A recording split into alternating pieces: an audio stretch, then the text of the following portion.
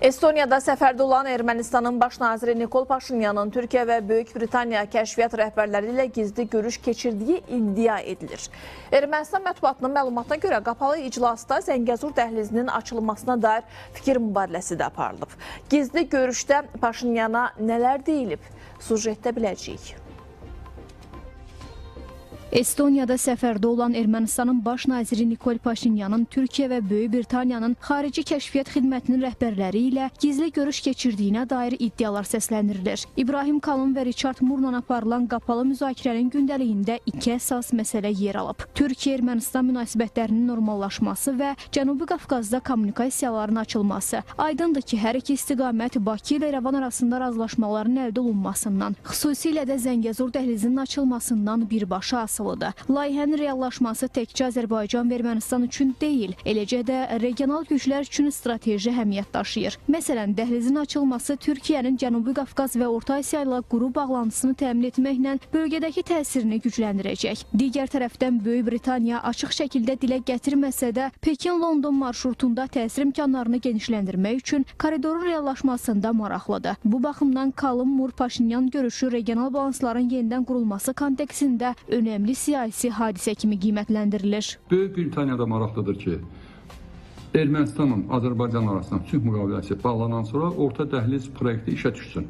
Yəni bildiyiniz kimi, bugünkü günə Böyük Britaniya maraqlıdır ki, Çinlə ticari əlaqələrini yüksək səviyyədə inkişaf etdirsin.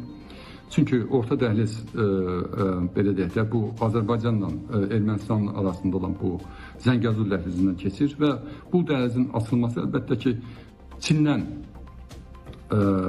Böyük Britaniyadan da Çinə gedən məhsulların qısa bir zamanda çatdırılmasına rəvac verir. Zəngəzur dəhlizinin gündəmə gəlməsi, orta dəhliz üzərində gedən geosiyasi mübarizənin kəskinləşməsi fonunda xüsusilə diqqət çəkir. Çin logistika və ticarət əlaqələrini daha qısa və təhlükəsiz yollarla təmin etmək üçün layihəyə maraqlıdır. Pekinin də koridora verdiyi dəstək layihənin reallaşdırılmasının nə qədər zəruri olduğunu bir daha təsdiqləyir. Azərbaycan artıq orta dəhliz çərçivəsində üzərinə düşən öhdəlikləri yerinə yetirib. İndi isə növbə Ermənistanındır. Zəngəzur dəhlizinin açılması, Azərbaycanın tələblərinin yerinə yetirilməsi, sülh müqaviləsinin imzalanması sonrasında Ermənistan-Türkiyə normallaşması həyata keçirilə bilər. Onda regional sabitlik və dayanıqlı sülh üçün, sülh arxitekturası üçün də müsbət töhfələr verə bilər. Ermənistan Türkiyənin və şərqdən qərbə mühüm geosiyasi güclərin burada maraqlarını nəhayət ki anlamalı və siyasi qərar verməli, əməli praktiki addımlar atmalıdır. Zəngəzur dəhlizinin açılması həm də uzun illər blokada şəraitində yaşayan və regional layihələrdən təcrid olunan Ermənistanın dalan ölkə statusundan çıxması deməkdir. Çünki nəqliyyat kommunikasiya yollarının açılması İrəvanın təkcə tranzit gəlirlərini artırmaqla kifayətlənməyəcək, həm də iqtisadiyyatına birbaşa müsbət təsir göstərəcək.